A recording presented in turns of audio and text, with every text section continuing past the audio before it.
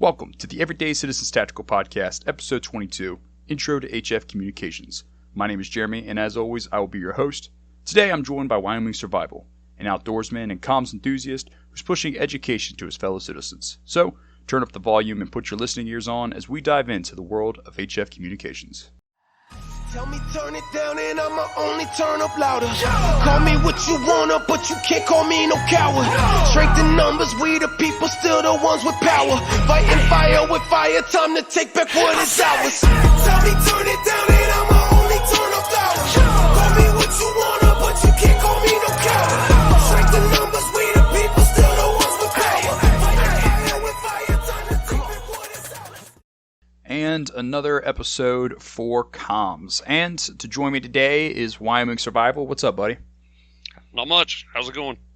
Just another day, a Sunday afternoon, really. Perfect time for a little comms chat. Heck yeah.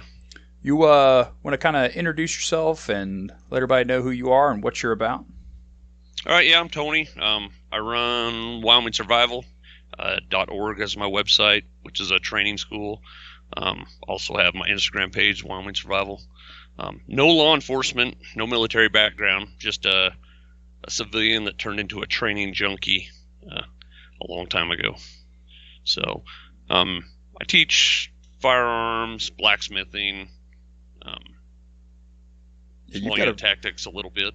And you've then, got pretty wide range of stuff that you kind of cover. Yeah, I do. Most of your Instagram content's really kind of focused towards comm, I feel like. At least it has been recently. Yeah, I'm enjoying the comms. I'm enjoying teaching it. Actually, last weekend was in the Midwest teaching a private 2-day comms class. Nice. So, Did Florida Man go to that, or was that just like an unrelated thing that he did when he set up that HF antenna in his hotel room? So I was me in the hotel room, and that was during the class. Oh, okay. I feel like I thought Florida Man posted that and then said Wyoming Survival told me to or something like that. Maybe I'm thinking something different. Oh, no, okay, yeah. He posted his, because I had posted mine when I was down there doing the class. Gotcha. Okay, yeah. Now I remember. Yeah, and I actually hit wilderness comms from the motel room. So, nice. Pretty cool. Yeah, with that compromised antenna. Yeah, I'm waiting. The last thing I'm waiting on for my HF setup is the battery and the updated power cable, and then I'm ready to roll. You got the G90, right? I did. I got the G90, and I got a ton of just miscellaneous supplies because I'm just going to make all my own dipoles. Nice. I live out on like 10 acres, so having the space to kind of play around with things is on my side. I'm not necessarily constrained to like a suburban backyard. Yeah. I used to be, and it was and then the noise. That's the other thing you're going to enjoy is the lack of noise on HF compared to in town is miserable. Yeah, I bet I could see that as well. Man, I feel like HF has really kind of blown up, specifically in the past few weeks. As far as like the guys we talk to on Instagram, like on that side of the comms community, HF's gotten really popular. Yeah, it definitely has. I think everyone's, and then there's. You get all excited when you're like, man, I just hit, did a direct contact with a guy across the country with no infrastructure whatsoever. It was all both of your own infrastructure. It's quite a feeling. Yeah. And I think that's one of the coolest parts about it is that HF is, it's all you. Yeah. And whether it works or it doesn't work, most of the time is going to be on you. Give or take the atmosphere and whatnot a little bit. Yeah. Yeah, I did. I was. I can't remember when I got my general, but it was probably the start of the bottom of the solar cycle. Yeah, because we've had some bad years. I mean, I was trying to work through the bottom, and I got a friend in Florida, and we couldn't make contact for anything. Voice was impossible. There was no voice to Florida, and then finally with JT65. We were finally able to make contact. That's the only way we could get each other from here to Florida was JT65. And now it's come up. The solar cycle's come up so much. I mean, I can hit all day. I think him and I turned our radios all the way down. I don't know what the bottom of the ICOMs are. I think maybe 2 watts, maybe 1. Anyway, we with JSA call, we were able to make contact still in Florida. So the solar cycle is definitely getting way better. And that's the crazy part about HF is that your power output almost doesn't matter in most cases, whereas like on the VHF and UHF side, guys are constantly trying to push more power to try and gain that little bit of extra distance with the line of sight. Oh yeah, yeah. So yeah, it's amazing what you can do with 5 watts. Florida Man and I were just back and forth with 5 watts, and I was running. What was I running the other day? Maybe 20, and my dB level wasn't really any different than his 5 watts coming this way. So we were pretty close, the same. And that's why I wasn't really too concerned. At first, I was hesitant on the G90 because it only has the 20 watt max power output. But then, really the more I thought about it, I was like, for what I'm trying to do at the introductory level right now with HF, like that's really not a really big determining factor. Yeah. I usually don't recommend for most people to to buy a QRP, a low power radio at first, because it is like especially if it was during the low solar cycle, because it's a little irritating. Yeah. But I mean, right now everybody's getting through. So I mean, yeah, with 5 watts, I can say that my purchase decision was solely financially based. Yeah. That's just, I'm tackling so many comms projects right now, and I'm on such limited funds. And I was able to get a good deal on this G90. It was just kind of worth doing at the time, just to get my feet wet with HF, and maybe in the future, given that everything doesn't fall apart after June 1st, I can come back and expand, because it won't be my last HF rig. I'll be honest with myself. Oh yeah. I counted up the other night. I think I have 7. Yeah, I think 7 of them. Damn. That's impressive. So, I mean, I guess for those that really don't know, what's the big differences between HF versus VHF and UHF? Because they're two completely different monsters. Yeah. Mainly it's the signal propagation, the way the signal comes off your antenna, and the distance you're going to get with HF over VHF, UHF. VHF, UHF, for the most part, is line of sight. I mean, you got to be able to see the two antennas. For the most part, have to be able to see each other. They do have a little bit of over the horizon capability, but for the most part, they're line of sight. HF is when like here where I'm at, you got a mountain in between you and the contact you need to make. There's no way, without a repeater, there's no way VHF, UHF is going over that mountain, and that is where HF radio comes in. And I mean, and really, like with that, what you said right there, with big obstacles or long distances without a repeater, that's where HF comes in. And repeaters for VHF, UHF side, specifically if we're talking digital, that's a lot of money to get invested into. You're talking much more than an HF rig setup if we're talking about repeaters. Especially digital repeaters. I mean, you're talking 4-digit ball range with that. They're definitely expensive. And the other thing that's unfortunate about it, and I think I talked about it when I had Mojave repeater on, was that you can't really. It's not super easy to link your repeaters without like an internet source or something like that. It's like there are miscellaneous ways you can link your repeaters through different transceivers and whatnot, but conventionally speaking, linking repeaters and being on your own independent system isn't easy. Yeah, I remember that podcast you guys did, and I was thinking, man, that's tough. Trying to get that link, and then, like you said, I mean, the main way you see them linked anymore is with the internet. So it makes me wonder a lot because I'm in the first responder service, and the only reason we use, we're in 700-800 megahertz. The only reason we're able to use that anywhere we want, anywhere in the county, is because municipal government has spent millions putting repeaters everywhere. It always makes me think like if the linking source to that goes down. I mean, our radios are basically kaput. Yeah, that'll be the end. So I don't think that needs to be something I bring up. I should bring that up. They spend a lot of money on infrastructure, and that's why some of this stuff works. We've got minimal money for our infrastructure, so we've got to make the best of it. So that's kind of where that the HF radio comes in, where we don't have to put the repeater on the hill. Now I do have that Anytone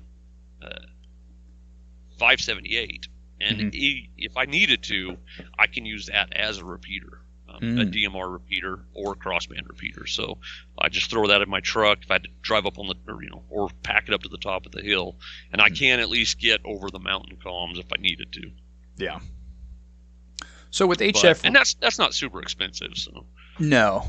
I think the lunchbox from Mojave Repeater 2, that's not exact. That's pretty cost efficient as well too. Yeah, I've considered getting one just for just kind of screw around purposes and just testing and whatnot. Yeah. And if you're not a person that's super security concerned, or you're not running digitally encrypted comms, maybe you're just family preparedness in a sense, it's probably not as big of a deal to just run some analog repeaters. Oh no. I think if you're not worried about any of that and you just need to get the range, definitely that's the way to go. Yeah.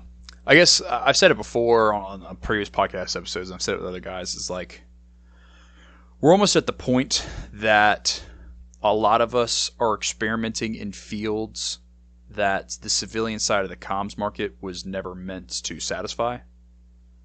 So we're trying to make different things happen right now. Yeah. For example, we're messing around with the XTL 5000 man packs, so we could have the digital encrypted man pack.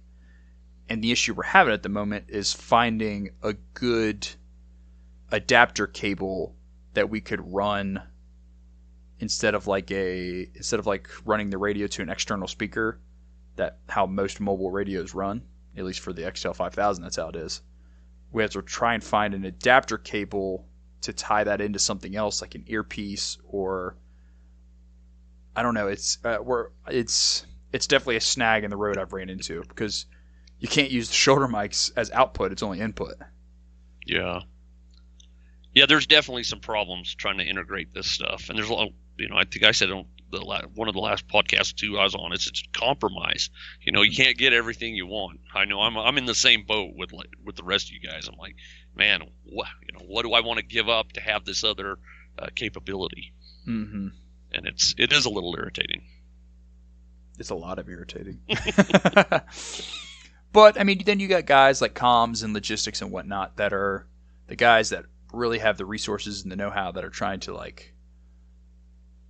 make fixes in the field. His little project he's got going on right now is pretty nifty. There's lots of guys that are trying to do different stuff. Oh, there definitely is, and they're smart. So yeah, it just takes time. Yeah. But like I said before, kind of want to stay HF focused for this episode, and I kind of wanted to start this off with some general tips you give to new guys that message you on Instagram, or basically just want a little bit of a know-how to get started in HF.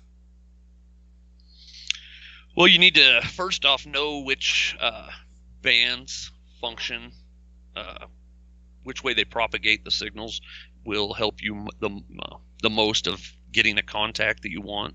Mm-hmm.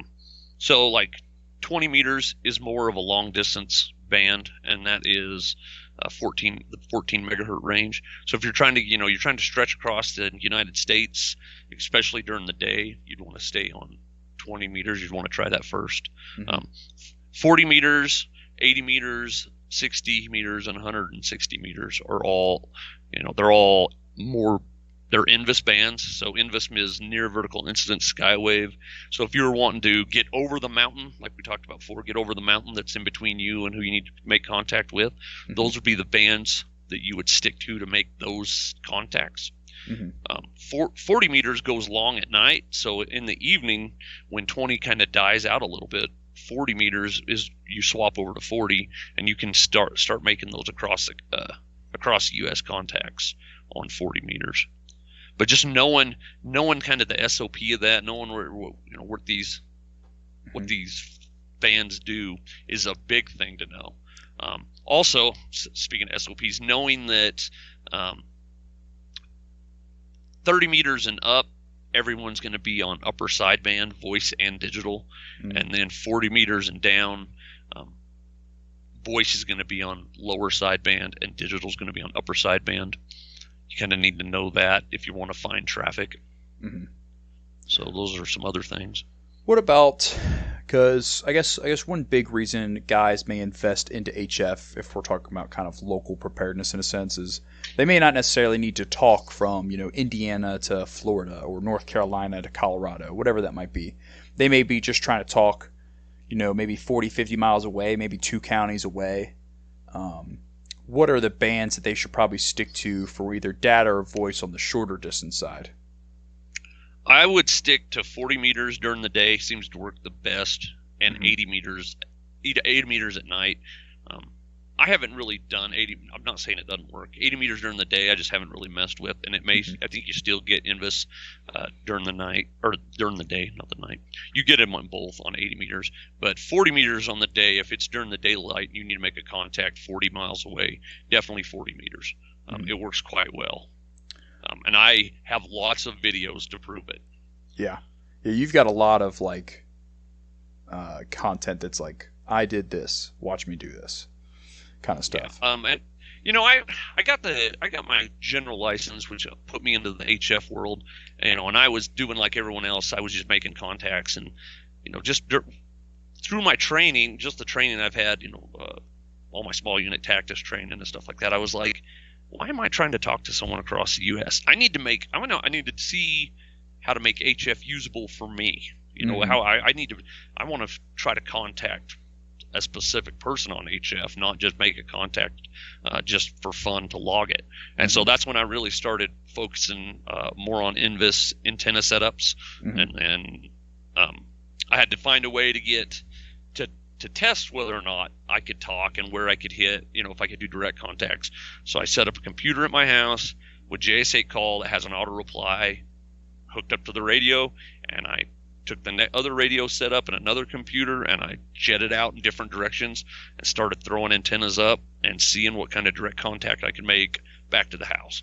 And that's kind of the same boat that I'm in, as I'm not really getting into HF to just as a hobby and to just make random contacts. I'm kind of doing it as a way of not only just increasing the internal comms capabilities of us here at the local level, but also just to keep tabs and experiment with all of you guys that I've made friends with through social media. If we ever lose contact because we get banned or the internet goes down or whatever, it's nice to be able to see what's going on in other portions of the country through mutual acquaintances and whatnot. Yeah, it's pretty cool. So we talked about bands. When it comes to actual transceivers, is price really going to matter a ton when we're talking about the beginning phases of HF and guys that are really just trying to get into the hobby? Like, is that $500 radio really going to matter as much in comparison to a $2,000 model? There's going to be some differences. I don't even have a $2,000 model because I don't want to spend that money. If you really want to, for me, if someone was asking me and they had the funds for a recommendation of that first HF one, I would recommend the ICOM 718. It's 100 watt. Yeah, it's a 100 watt base station, and it's super simple. There's not a lot of menus on it. You're not going to get super confused. I have the Yasu FT 817 and 857, and those are so menu driven that as you're going through there, you hit a wrong button, you may not get the thing working. They're just overly menu driven. So I really recommend that the 718, as if you got the funds. I think they're running. I don't know if they discontinued them. They might have. I think they're running somewhere like just shy of 700 right now. Yeah, and that was the second radio I bought, was that 718, and that's if you're just wanting to have it for your house. But if you don't have the funds, right now, after running it, and Florida Man's running it, and we got a few other guys running it, that true SDX, $150 gets you a radio that's 5 ounce. I think it's 4 ounces. I weighed it. I think it's 4 or 5 ounces. Yeah, it's small. It's like the size of a wallet. Yeah, it's tiny, and it'll do 20. What does it do? 20, 40, 60, and 80. I think is what it does, which is really all you need. And we've gotten across the country with it. When I got it, I left it running on JS8 call for 2 weeks straight. Damn. Just sitting there running all day in and day out. And I had my JS8 call on auto reply. So anytime anyone called a heartbeat out, it would reply. So it was actually going. And I didn't have one problem with it. You got to buy, if you want to do digital, you got to buy a DigiRig, and then DigiRig sells some cables to go with it. But I mean, you can't beat that. Basically under $200, you've got a HF radio. Sure. Well, $150 for just the radio, and then if you want to go digital, you got to get the DigiRig and the cable. So I mean, that's hard to beat right there. Which also is not, the DigiRig and the adapter cables is not much when you add on top of that. You're still not even at the price of like a normal base station for an HF unit. No, not even close. And for those that don't know, the True SDX, it's a little orange box. It doesn't even have any buttons or anything on it. You run it through an SDR to like a Toughbook or a Panasonic tablet or something like that. I've thought about getting one. I was talking to Florida Man before I bought the G90. Civil Sentinel got the G90, and Florida Man got the True SDX. I ended up going with the G90 just because I watched a lot of YouTube review videos on it. I was like, this seems pretty straightforward. Plus it had the antenna tuner in it, so I was like, this is kind of nice. But as far as like being compact and maybe like we're talking like a backpacking perspective, if you're talking about transportable comms, that thing is not taking up much space at all. No, not at all. And then I've got it set up with that Evolve computer, that small laptop, which is about the same size as my Microsoft Surface Pro, and that thing only cost me $100 through Walmart. So I've got a full digital setup for under $300, counting the DigiRig, the radio, and the computer. Nice.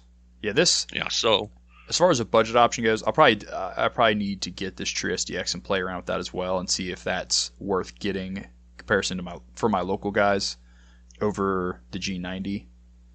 Yeah. And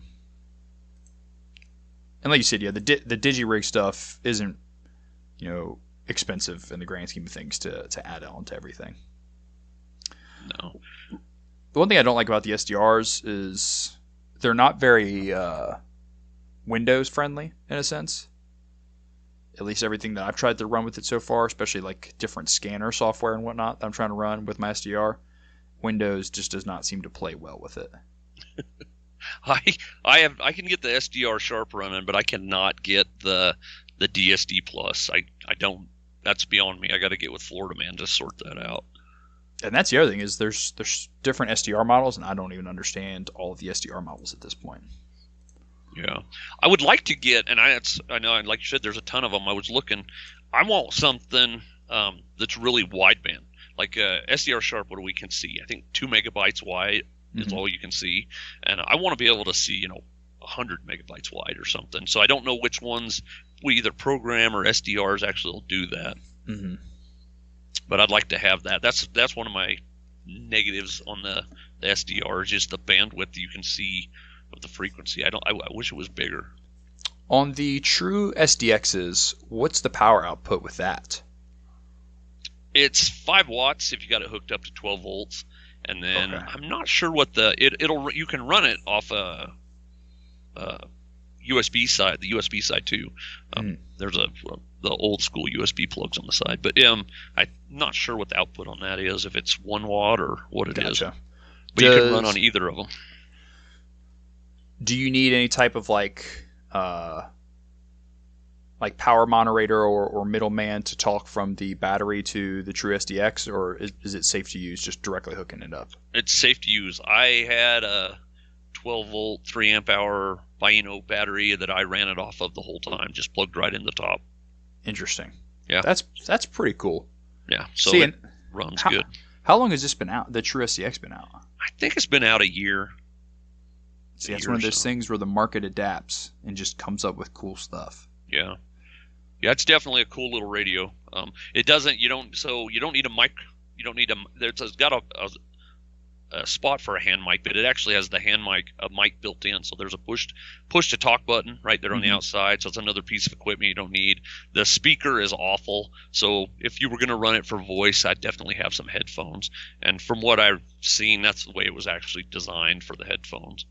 Yeah, I'm looking at a picture of it right now. It looks like the audio port and then the mic / push to talk port is 2 separate ports. Yeah. But as far as like, if we're talking, lightweight comm setups, that's pretty nifty.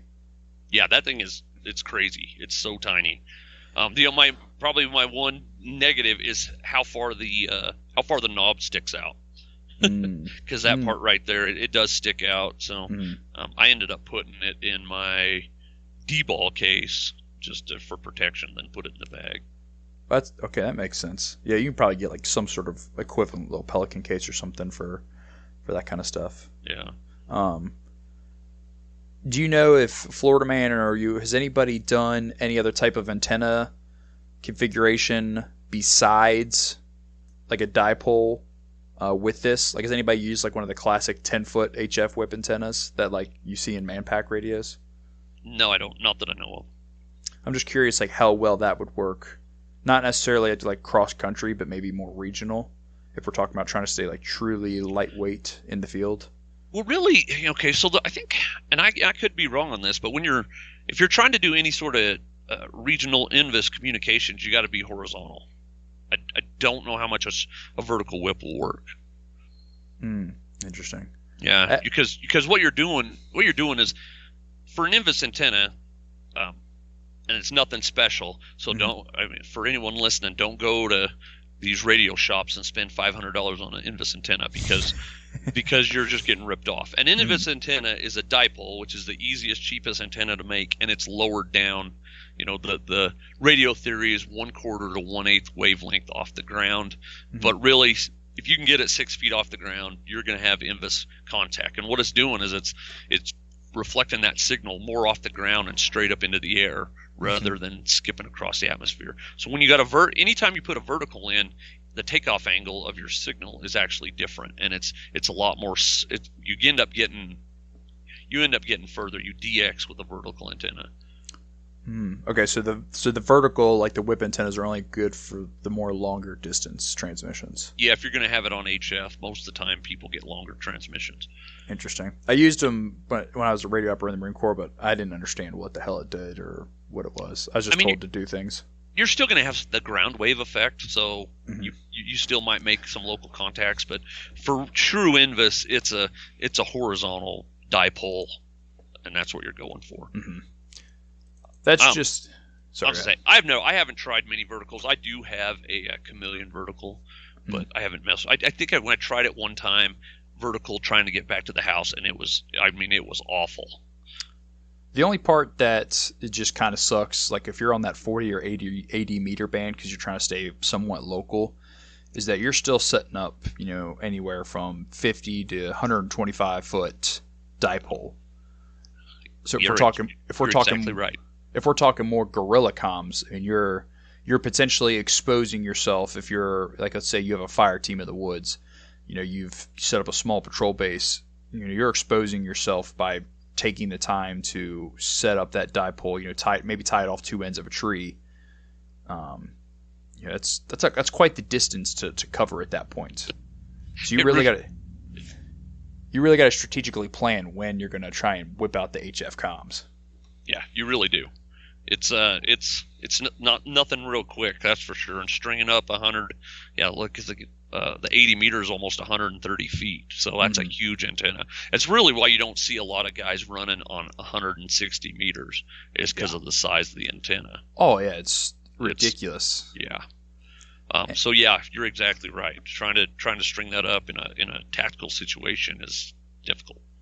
So for guys that don't know about constructing dipoles, obviously based on the band that you're trying to talk on, there's a general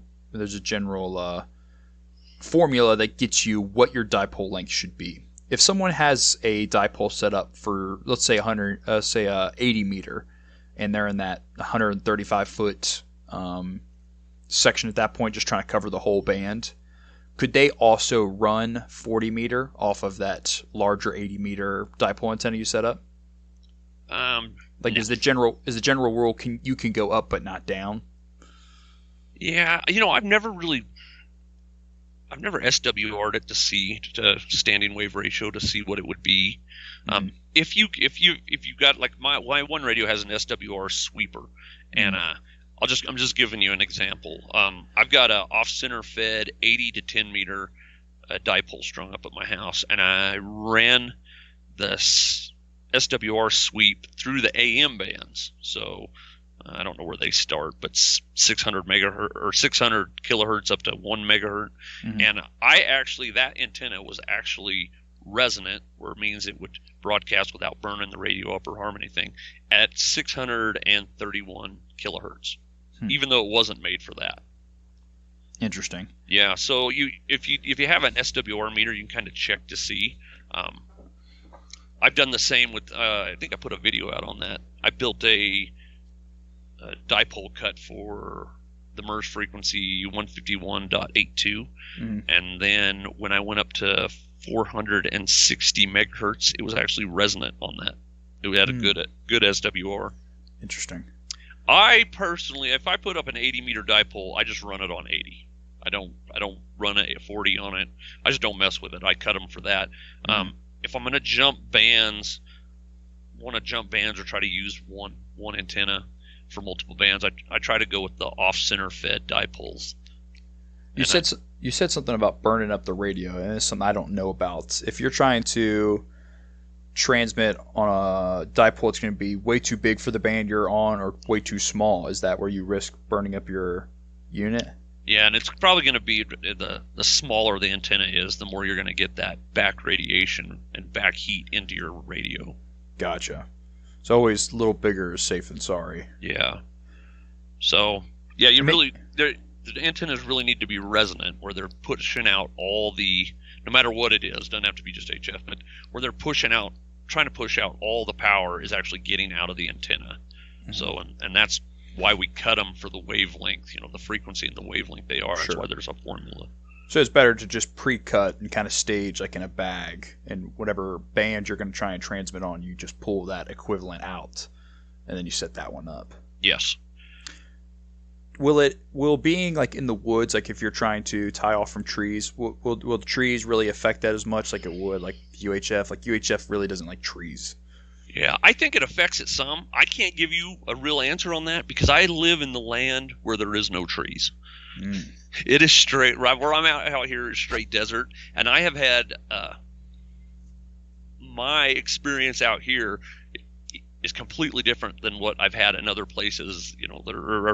That class I did in the Midwest, I had some severe differences in efficiency of using the same equipment from here to there. Radio signals seem to travel up here in Wyoming quite well. Oh yeah, nice flat open land. Yeah, and I was down south, and it was pretty flat still, but I'm not sure if it's the trees or whatever. But using some of the same antenna setups I've used here and got 5 miles out of easy, we weren't even getting 2 miles down there. And now it's VHF. I don't think they affect super bad HF. But I have no experience with HF in the dense trees, so I couldn't tell you that. Yeah, I'm in Kentucky, so it's nothing but rolling hills and dense wooded areas. You're going to get to test that. Yeah, yeah. Or it's hard enough with VHF, even with a good quality radio, good antenna, and even if you're standing on a hill, it's still a crapshoot whether you might hit 1.5 miles or so. Yeah. Just because that's just the way the land is. It's just the elevation changes constantly. There is no flat land. Not until you go all the way down, like near the Mississippi River, like way down west. I need to get out there one of these days. You should. It's nice. Yeah, definitely. Yeah, I mean, I think that's one thing that a lot of people don't truly understand, whether it's just through ignorance, and I don't mean that in the negative sense. I mean that in the literal sense, or whatever it might be, is that people don't understand how much your environment dictates your comms. Oh yeah, it's crazy. And I've had some people message me and like wanting me to tell them what they should do or how things will work with them. And I'm like, I can't tell you because I don't know what your environment's like. I mean, you literally have to go out there and take your equipment and test it and see what will work, if that's going to work for you. Because out here, what works for me definitely does not work for like you. I could tell, if I told you this works and you're out there in Kentucky, it's probably not going to work, especially with VHF and UHF. Mm-hmm. So that's one thing I do tell people is you just got to go out and test it in your own area. We've talked about dipoles a lot, and I probably should have brought this up earlier. And just in general terms, what is a dipole for those that don't know, that have no idea how to construct their own antennas? Well, a dipole is a positive and negative. So on your radios, if you take the antenna off, there's a center pin in the middle of that. You can look down there, and then there's an insulator, and then on the outside the threads.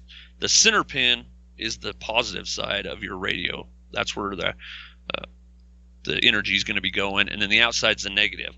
And a dipole is just an extension of that. It makes the antenna better. So you would run a coax cable out of your radio, and then back in the old days, what they used to do is make dipoles. They actually cut the end of the coax off, so that you didn't have the threads on the end there. They'd cut the end of the coax off. They'd strip it down, and they'd take the they'd strip down the insulation. They'd take the jacketed outside layer, and they would solder a wire to that, and then they'd solder a wire to the inside, and then they'd spread it straight across opposite directions horizontally. That's actually that's how they used to make dipoles. It's just it's a simple antenna, and it's really one of the best antennas you can build. Yeah, one of the best. It's not as good as a Yagi, which is a dipole with a director and a reflector on there, but that's one of the best, most efficient antennas we can build, and that's what most people run. Yeah, and it's really, you could get even all of the supplies you need for it just like on Amazon. All you need is a good copper wire, a spool copper wire, some sort of like coax split adapters, an insulator for the end caps, and then I would say a good pair of like wire splicers, and that's really it. Yeah, that's real simple. You can, if you're, other than the dual post BNC adapters, which is what I mainly use for making mine, which are on Amazon, you can make everything from your local hardware store or the feed store or whatever. Because I've made them out of electric fence wire, solid electric fence wire. I've made them out of speaker wire. Home Depot, just any 14 gauge wire, you can make them out of that. So you can do pretty much anywhere you can find some wire. You could just scrounge up wire. An old extension cord that was, as long as it was long enough, you could cut the wire out of that and make an antenna with that also. So just these antennas are really simple, and they shouldn't cost much. Yeah, real simple. Yeah, in the Marine Corps, in the early days when I was a radio operator, I had like a little admin pouch on my pack. Yeah. And it was just full. I bet you it was full of 100 just miscellaneous connectors and adapters and like the dual post connectors for the HF. Like, it was just full of miscellaneous stuff. And I've kind of started to recreate that. I've actually got a bin now where I have it all like split up and categorized and labeled and whatnot, just acquiring adapters and just stocking them. Yeah, I've got a pile of them too. And if you're going to do this comm stuff, you definitely need it. You're always digging through like, I need an adapter for this and that. Mm-hmm. So yeah, I got a whole pile of them too. Yeah, HF is definitely a whole other beast, and I think it intimidates a lot of people. But you should just dive in. Just message people on Instagram. You can't expect someone to give you all of their time all day to answer your questions, but most guys are willing to answer questions. I know everybody I've talked to has always been super helpful. Yeah. I mean, I've helped out a lot of people, and I don't mind it. Normal questions, not so. And then if somebody already has their ham license and they're like, hey, I want to try to make contact with you, I'm all about that too. Mm-hmm. So, but definitely. And go to classes. Just like you go to a shooting class or something, go to a comms class if you have no comms knowledge. Like if Mojave Repeater does it, you do it. I'm sure there's some other guys that do comms classes. Go to a class and just pick people's brains and just get that baseline knowledge. I think that's the biggest thing, is just getting that initial exposure. Oh yeah, comms classes they're you definitely need it, especially if you don't know anything and you want to learn. You're going to learn a lot. You're probably going to have your mind overwhelmed. But YouTube is great for information, but one thing I've noticed with comms is there's a lot of stereotypical ham radio operators that make 30-minute videos with about 90 seconds of information in it. Yeah. This last class I did last week, it was pretty funny because they're like, everything they asked, but I'm like, we're like, well, how far will that go, or what will it do? And I'm like, let's find out. You just got to do. Yeah, that's what this class is for. It's like, this is not, we're not in here, and my class is not ham radio class either, you know. But I'm like, we're going to go out and we're going to find out. You guys got questions? What will that do? We're going to see. So we were outside quite a bit. And it's funny because comms is like the one job where if like the weather's weird or the atmosphere is weird, you can just be like, yep, this comms doesn't work today. Yeah, it is. And that's an acceptable answer. Like, especially in HF. You're just someone's like, well, why ain't it working? And I'm like, well, it's just how it is. The atmosphere today is not good. Yeah, you see the sky, it's skying too hard today. You just can't do it. Yeah. I'll tell you a weird thing. This doesn't really have to do, but it has to do with weather. And I didn't know this. This is something I didn't know. I would pull my coax off my HF radio. I leave my antenna strung up all the time, but I'd pull my coax off, and anytime we'd get a storm coming over, a rainstorm, that thing would gather static electricity, and it would shoot sparks out of that coax and ground it. And it was crazy, and it was hitting my desk, and then you'd get shocked if you touched the desk and it's just jumping out of that coax. I didn't know that would happen. No one ever told me that. I never read that anywhere. But any thunderstorms that come across here, it gathers enough static electricity out of the air that it sends it down the coax. And it was sending. I mean, when it's connected to the radio, it was sending it into the radio. So is that something people need to be aware of as far as like disconnecting their radio possibly from their antenna during the peaks of storms? Yeah, you want to do that. Or what I ended up doing was I bought an inline a grounding device. I'm not sure what it was called. And so now it's in between there. It's screwed into the radio, and then the coax is screwed into it. And then I hooked a wire and ran it into the ground that I have everything else grounded. Interesting. Yeah, I did not know that would happen. I would come in and it would shock the crap out of me one day because I was like, what is that? Yeah, I was like, what's going on? And yeah, just static electricity building up. And it has to go somewhere, and it goes out the end of the coax. Some lessons just have to be learned the hard way. Yeah. And I did other people did. I asked some guys that knew more about it than me, and they told me, yeah, that's a common thing. As far as the the digital softwares go, the data side of HF, do you have a favorite program right now, or do you kind of just experiment with all of them? Wait. I was mainly using JS8 Call just because of the auto reply. So if you look at a lot of my content, it's going to be JS8 Call, and I use it, but it's really slow, and so it's not that great. I've been messing with Vara AC, which I really like because you can actually send files with that. So if you had a file on your computer, you wanted to send it to someone else, you can send it. It's good for one-on-one communications, but last night I chatted with 4 guys off Instagram, and it had to be, just a single conversation. Had we been over on JS8 Call, we actually could have all been talking and seen was you could have had a group conversation over HF. So the same, like I said before, trade-offs. Vara AC, you can do a broadcast, so you could broadcast where everyone could see it. You can put people's call signs. There is that option, but so I don't really have a favorite. I did a lot with FL Digi, and I think you should have it on your computer because it does a lot of stuff. But as for FL Digi will send messages and pictures, but you almost have to be at the computer to get it because it sends. I know it says sends some in blocks, and if you're not there to say I didn't get block 1 and 2 and send it and reply back to the other radio, that you won't get the message. Yeah. Matt from Tactical Comms was telling me about that. Yeah, and with Vara AC, if you get them, if you've got the other guy's got their radio program to change frequency to get off the calling frequency. You could dump that file in there. It don't matter if he's there or not. Mm-hmm. Now with the sending files, can you still utilize like the Raspberry Pi and do that kind of temporary encryption with that? You should be able to run PGP or PTE encrypt. If you encrypted text or the file, you should be able to run that and send it. Now I don't know how good that is. I haven't tried. I haven't tried it because you're not allowed to send an actual encrypt a file, send it over VAR AC, and then decrypt it with PGP. I have PGP tool on my computer, so I haven't tried it. I don't know how good that'd work. But if I encrypted the text and then pasted that on I will tell you, the Notepad would work better on Windows rather than a Word document.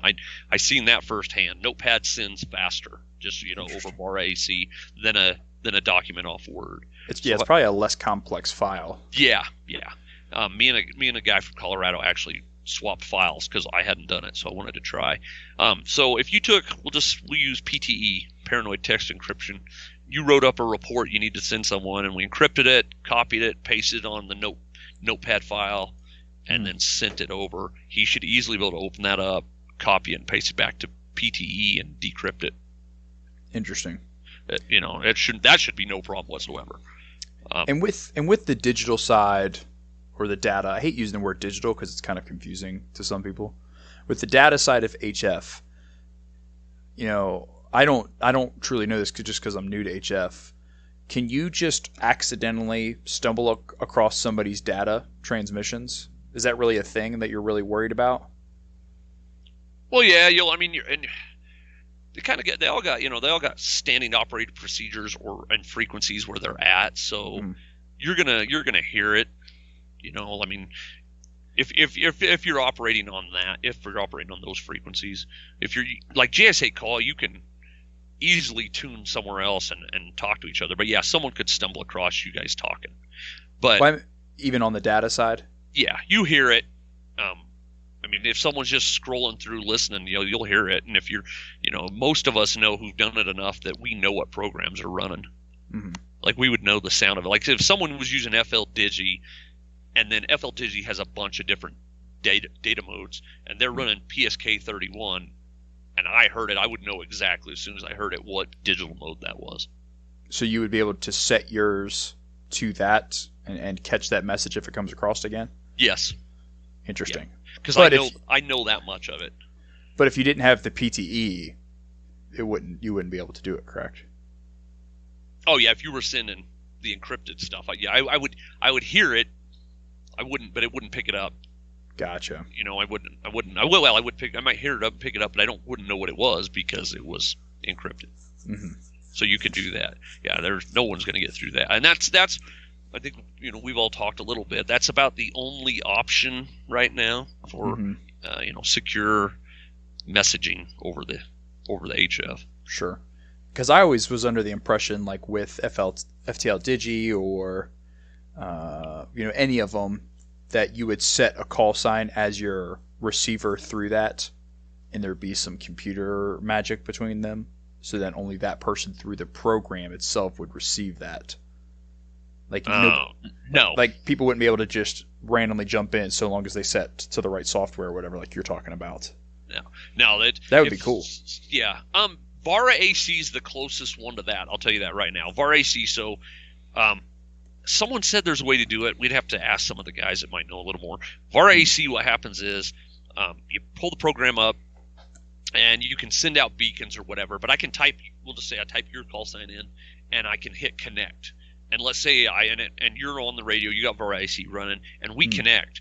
There is no, as far as I can tell, like I said, someone might have to tell me how they can do it. There's no way for them to see our two-way conversations, because you're on I'm on there right now. I was on there last night with tons of other guys talking, not just us, and you don't see the other people's conversations. It actually is the privatest one there is this VARA AC. If you're on JS8 Call or FL Digi, now you're up and running with them, you see everyone's conversations. not just Really? your own. Interesting. Yeah, you see everyone. If you're on those frequencies, you see everyone. VAR AC is the closest to being a private, we'll just say private conversation back and forth. So if you send, whether it's just text or you send a file that's encrypted over one of the other ones, like FCL Digi or whatever, if there's other people talking on that frequency and they're seeing the normal conversation, then all of a sudden I throw in like an encrypted text, what does that appear on the screen as? Just gibberish, basically? Yeah, gibberish, but it's exactly what you sent is what's going to appear on the screen. Gotcha. So if you did a one-time pad, with blocks of five numbers over JS8 call or FL Digi, that exactly what you send is going to be what everybody else sees. There's no mixing of that. Gotcha. So how can you utilize the same encryption key time and time again? Like if I and another guy say, hey, for tonight when we do this, we're going to use just this encryption key. Can we send that same encryption key back and forth, and that's just our pre-established key? Yes, that should be how that goes. With PTE, you just come up with a password or passphrase. So you two would both have to know that passphrase. Yeah, that's what I'm saying. Is each party would have to know that passphrase or that code, or the key, without displaying it over the air. Like it would need to be established before you actually get on HF. Correct. Yeah. Just like a normal, regular one-time pad where you have to hand the key to the guy, it would be just like that. It already have to be established. All about pre-planning and SOPs, folks. That is correct. And that's definitely something, because you should never. It's like what I tell guys with their portables, especially with ECT selling the XTS 5000s now, is that you shouldn't just be out running around blasting your operational channels or your encryption keys just to do a random training. Like use a miscellaneous frequency that is open to use, or use a merge channel or something unencrypted. Because if you're just blasting away your encryption, you're putting that out into the sphere of listen, in a sense, we'll call it. That's not good OPSEC. And I guess it would kind of come the same thing with HF, is write down that passcode, put it in an envelope and seal it and set it aside for a break in case of emergency type thing. Yeah, exactly. Yeah, no. When I do I do teach classes and stuff. I'm like, we're just, stay on the MERS if you want to, and like you said, you want to talk to your buddies and just mess around. Just stay on the license free. You know what to do when it's go time. Mm-hmm. That's what I always tell guys. Just train on MERS. Yeah. You're more likely not going to run into anybody on MERS anyway. Yeah. I don't think I've ever heard anybody else on MERS in 3 years on the civilian side of training on MERS. We that class I just taught actually is the first time I've heard someone. The guy out in the field when we were doing testing the jungle antennas, he actually heard some people talking on the MERS frequency. Really? Yeah, that was the first time I had too. So interesting. Yeah. Yeah, there's definitely a lot to learn with HF. I've got a lot to learn. I've been thinking about getting a separate tough book or a tablet specifically for running HF. Yeah. Because the one I have right now I use for like programming the XTSs, and I keep a lot of like private files and whatnot on it because it's completely air gapped. So I've thought about getting a different one for doing this stuff. Yeah, I got the dedicated Microsoft for my Zygu, and then I've got that Evolve now I'm just using for the True SDX. How do you like that tablet? Which one? The Microsoft? the Microsoft one. The one that was like, you said was like 120 or something? Oh, that's the Evolve. Oh, the Evolve. Evolve Mastro. Yeah, I actually like that. I let that run 2 weeks also along with that True SDX, so they both ran together.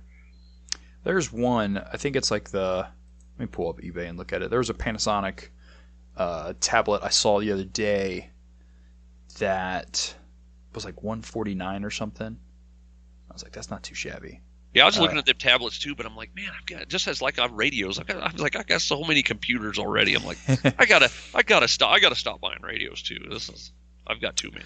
I know comms is one of those things where it's like the possibilities of doing different things is endless with different equipment. And it's like Pokemon. You're trying to catch them all. Yeah, this Panasonic ToughPad FZG1 10-inch is $149. I was like, that would make like if I match that with like a True SDX and I put that in a pack, like that's a real lightweight compact load. Yeah, that'd be way nice. And tough books are durable. That's one thing I'll give tough books is that they're monsters. Yeah, I've never messed with one, but yeah, I was looking at while everyone else was buying them too. I was looking at them. I'm like, I should buy one, but I didn't. You don't own any tough books? I don't. I do not. Interesting. Yeah. I want to talk about one thing because I've heard a complaint, and I'm just go to call signs. All right, we're going back to the tactical realm. Mm-hmm. These digital programs, you got to put call signs in. People can make their call signs up as long as they put a number in there somewhere. It's going to take the call sign. Yeah. So even using ham radio software, I mean, if you really needed to use it in a tactical realm, just make up a call sign, put a number in there somewhere, and you can use it. And you do need them in there because, a little bit. So like with VAR AC, you had your other team you were trying to make contact. If they didn't have a call sign in there, you couldn't get a hold of them. So you do need that call sign, but it does not have to be an FCC one if you're using them in a emergency situation or something. I was going to say, for those that aren't necessarily getting into this for a hobby and to just make a ton of random contacts, so long as they're being responsible in the air and whatnot, and they're not acting like jackass or messing with people, is just coming up with a call sign and just minding your business and being responsible is just a safe way to go. I guess professionally speaking, we have to tell people you should get a license. You should get a license. Yeah. Because like if SHTF situation, you're not necessarily. I probably would not use my FCC call sign. No. All those rules go out the door. Yeah. Yeah, I mean, if you're just wanting to test something real quick, you could probably no one would notice. Mm-hmm. If like you said, not interfering with anybody. The biggest thing with comms is just be responsible and be respectful, especially if you're not operating with like a license of any sort. Like if you're not causing issues, nobody's going to come after you. And the only people that are going to come after you are just going to be really angry ham radio operators. But there was a guy, it was on 80 meters. I think this net shut down. But there was a net, I think it was out of California. I used to listen to it, actually. And this guy would jam this net I think they went like Tuesdays and Thursdays. And he jammed that net constantly for years. There was videos on YouTube and everything about it. And they turned him into the FCC and everything. And I don't think they ever took his license away. And he just jammed this net constantly. It was ridiculous. Listening to it, it was out of hand listening to it. And then a few other people joined in, and this net was constantly jammed. And this guy's putting his call sign out when he was jamming them too. I mean, he didn't even care. He was putting his call sign, and they didn't do anything for that. And that guy was actively trying to be a pain in the ass. So, is there a limited amount of FCC call signs for that realm? No, I don't think so. That's what I'm saying is if you weren't causing a problem for like someone to look into you, nobody would ever know whether your call sign was an FCC call sign or something you made up. Well, I mean, if you were talking to them, they look it up. A lot of ham radio guys will look your call sign up, and they're at QRZ. Was it? Hold on one second. QRZ.com is how you look up people's call signs one way. Mm-hmm. And I actually have it on my phone, an app. So if you were talking to someone that was an actual radio operator, they might look that call sign up. Yeah. If you were talking to your other team that had just another made-up call sign, more than likely, no one's going to look it up. But then if they do look it up and they see it's not real, what are they going to do? Because it doesn't go back, it doesn't link back to anybody. Yeah, no, it's not like the dude from Oregon is going to direction find you. Yeah, with a fake call sign in North Carolina or something. Yeah, that's not going to happen. So, yeah, if you were operating like that, and using a call sign and just to get back to your guys, no one's going to see that. Yeah, no, and that's no one of those. Pay attention. And that's one of those things that I always drive home with guys is don't step on other people's toes that are already if from actual radio operator guys already talking on one frequency. Don't jump in there and try to do your own thing and whatnot. Just find a frequency that works for that time of day and do your thing. Yeah. One of the classes I took it's north of here, and it's his training facilities on the reservation, but it's out in the middle of nowhere. And the instructor and the owner, he's like, man, we can't key up on the ham radio bands or they'll get us. And I started laughing because I'm like, there's no ham radio guys out here listening. I mean, we're in the middle of nowhere. Like, they're not ham radio guys listening to every part of their ham radio spectrum, waiting to pounce on you. I was like, that's not how that goes. I was like, we probably could talk on here all day and no one we'd never hear from anybody. Mm-hmm. We're just laughing because he thought the ham radio fuds are out there with their directional antennas, waiting to pounce at any moment if you keyed up. And I'm like, it's not like that, dude. That's kind of like the old thing that goes back to, like, everybody you meet on the internet's a fed. It's just one of those rumors that spread and everyone just believes it. Yeah. Until you realize that that's not true. It's not true. I mean, I'm not saying someone might not hear it, but for the fact of you keying up and saying a few words, there's nobody going to jump on you. Yeah, especially if you sound like you know what you're doing and you don't sound like you're a baby deer trying to figure out how to use this radio for the first time. Yeah. You'll be fine. You're going to be all right. Yeah. It ain't that serious. And if someone does telling you whatever, screw them. Yeah, because you don't have anything linked to you. Quit broadcasting, you can't get DF'd. A lot of guys don't understand that too. If you're not broadcasting, it's not that easy to get DF'd. What are they going to do? Take away the license you don't have to begin with? Come take my Baofeng away. Oh, that's a good question. Wow, I've never really thought about that. Can you technically do? I guess the Baofengs aren't capable of digital, are they? No. The data side? No, I didn't think so. No, with Baofengs you do the APRS cable and the tablet with like FL Digi on or something. So it can work through FTL Digi? Yeah, I've ran that. You pick a APRS cable and plug it into the Baofeng, and then you run the Android version of FL Digi. I've actually ran the tablet or the computer. I plugged it into my computer and got it to go, but I had a harder time doing that over the Baofengs. You probably could do the same exact thing with like JSA Call and those other ones through FM, but I know Vara has an FM version too. I think it's Vara FM for that one, which would be plugged into any FM radio. Gotcha. But yeah, I've used that, and it's called FL Message for the tablets over the Baofengs. I mean, it works all right, but it's just a compromise of trying to put something together and get it to work, I guess is what I'd say. Mm-hmm. We had a couple problems last weekend because I was showing the class how to do that, and it was working fine, and then it decided it didn't want to decode on its own. I was like, I don't know what's wrong with it. I don't know why it's not decoding. Mm-hmm. But yeah, there is that option. So many options, tons of things you can experiment with. Yeah, and I've tried a lot, and a lot of them don't work. I tried Rattlegram. Rattlegram's another tablet digital mode, and it's its own one, and I didn't have very good luck with Rattlegram at all. So